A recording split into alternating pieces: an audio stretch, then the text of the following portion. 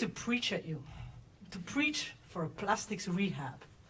Now you might be expecting me to say that we as a society, we need to kick the habit of plastics. I am up to something a little more devious tonight. I am here to make you doubt. I am here to tell the side of the story that does not get social media coverage. And why do I have to do this? Because we hate plastics. We despise plastics. Plastics can't possibly be sustainable. They're even made from oil. Boo! Plastics. Plastic waste is overwhelming us today. Just last month, a dead whale beached up with 40 kilograms of plastic in his stomach. We read reports that if we do nothing, by 2050, there will be more plastics than fish in the ocean. And plastic waste in the environment is now so abundant, it has been suggested as a marker for the current geological era. Oh, that's bad. But are we being entirely fair to plastics, though? Are they really the ones who are destroying the planet? Let's have a look. Generally, we are mad at plastics for not degrading into the environment. So what? Why do you expect them to? Metals don't degrade into the environment. We don't blame them. Plastics are a resource, just like the metals. And we should not be thinking in terms of throwing resources into the world and expecting them to just disappear. No, recover them, recycle them, keep them in the materials loop and out of the environment in the first place. And get this degradation nonsense out of your head. When we think about shaming plastics, we tend to wander towards food packaging. We think that most of them are unnecessary. Are they? Really? Example. Less than 2 grams of plastic will package a cucumber. This will extend the shelf life, this is the time it will stay good in your fridge, by 11 days. The shelf life of a steak is extended by 26 days. So a little bit of plastic will prevent a whole lot of food waste. On average, the CO2 emissions required to make this plastic packaging is less than 10% of the CO2 we have emitted already to make the food in the first place. Moreover, this plastics packaging will prevent CO2 emissions by preventing the food waste. And these prevented CO2 emissions are 5 times as high as what we needed to produce it. So, plastic is fantastic, if you think about it. Yet still we, all of us, most of us here, are still convinced that the alternatives to plastic are always better. Why is that? You want to do the right thing for the environment. So you make decisions based on what you know to be right, without any scientific evidence, but because it is known. This is what we call environmental folklore. It is the stories we take for granted without checking the facts. And it is possible to check those facts. Scientists can make an objective comparison between products by taking into account not only the amount of material something will use, but also how much land, water and energy you will consume along the way just to make the product. All of this translates into a footprint. And in terms of footprint, we tend to focus on CO2 emissions. But there's more. There's also effects on human health, on ozone layer, and quality of land and water. What you, need to realize in all of this is that plastics are strong, lightweight materials. They have half the density of glass, about the same density as paper. But because they are so strong, we can make plastics packaging really thin compared to the others. So almost always, the plastic packaging will consume a lot less resources and be a lot more efficient in transportation. Are you ready for some numbers? Bottles. Let's go there. We use about 24 times as much glass as we would plastic to package the same amount of liquids. And because glass is heavier, we will spend almost twice as much on transport. I can hear all of you thinking it at me aggressively right now. We can reuse those glass bottles, right? Yes, you can, but not indefinitely. You can reuse a glass bottle 8 times before it needs to be remelted into a new bottle.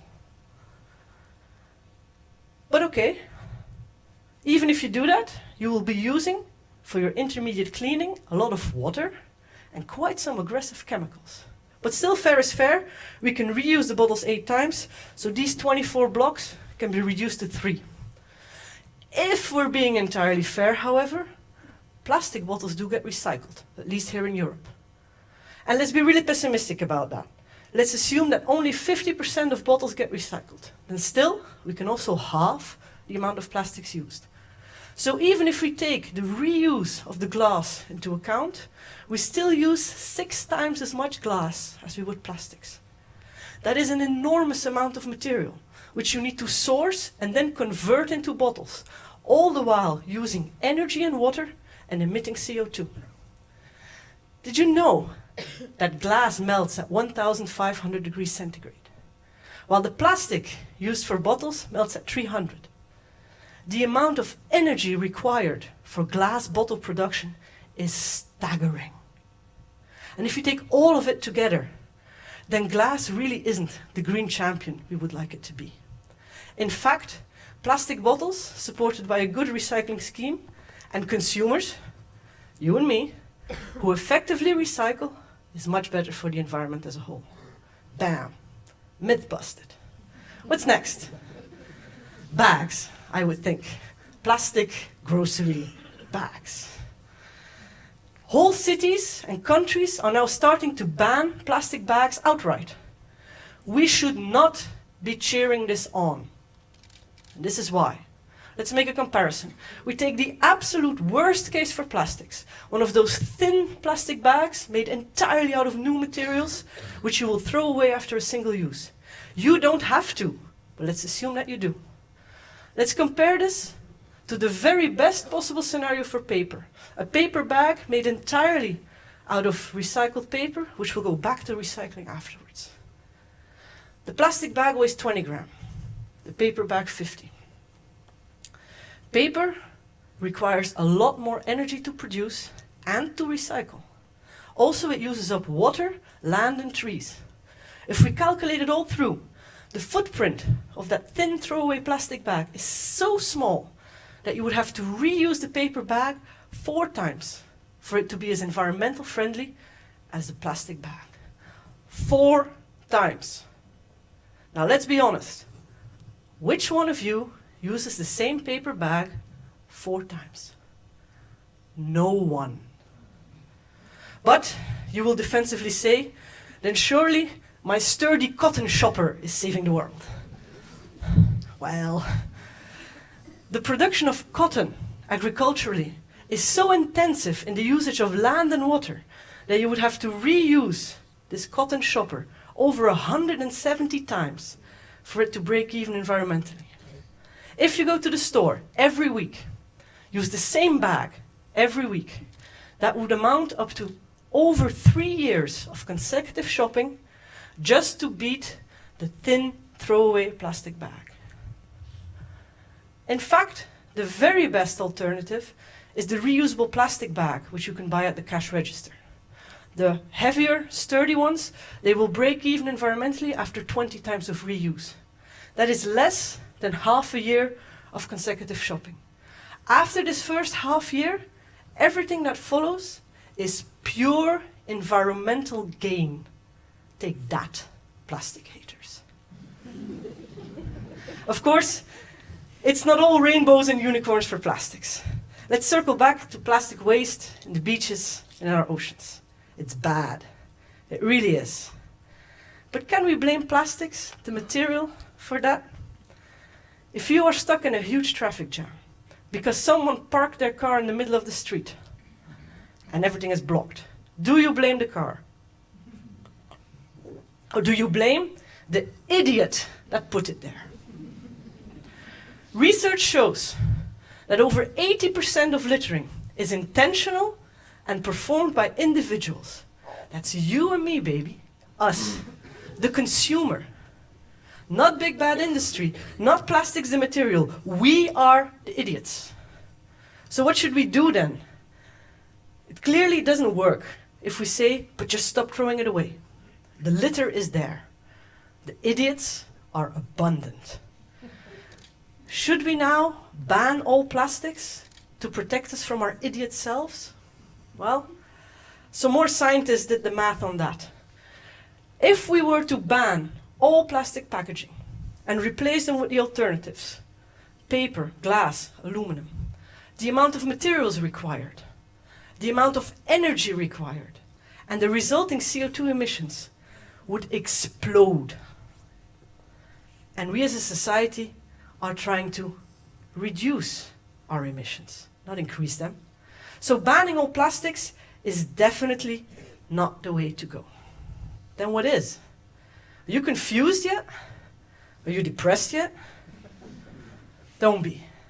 Be critical instead. Do not go blindly to war on plastics just because they are the most visibly littered material. Realize that plastics are functional and precious resources which we need to keep in the materials loop. And also realize that you have power, maybe even superpowers. You are the consumer.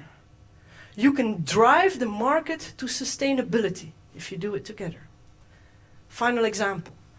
Did you know that dark-colored bottles, like the ones they use for some washing detergents, are very bad for recycling? It's because in automated bottle sorting, dark colors do not get recognized, so it goes to trash. Producers know this, and still they put the bottles on the market. Why? Because it's pretty. And marketing says that you and I will buy it rather than a white bottle. If you do not buy products in hard-to-recycle plastics packaging, they will not make them. If you do not buy individually wrapped cookies, they will not sell them. If you demand to be able to take back your plastic bags and foils to the store for recycling, they might just listen. So please, have a plastics rehab, but let it be in your perceptions as well as in your well-intended actions. Dare to think beyond this environmental folklore that plastics must always be bad. Check your facts. Be a hero, not a hater. Thank you.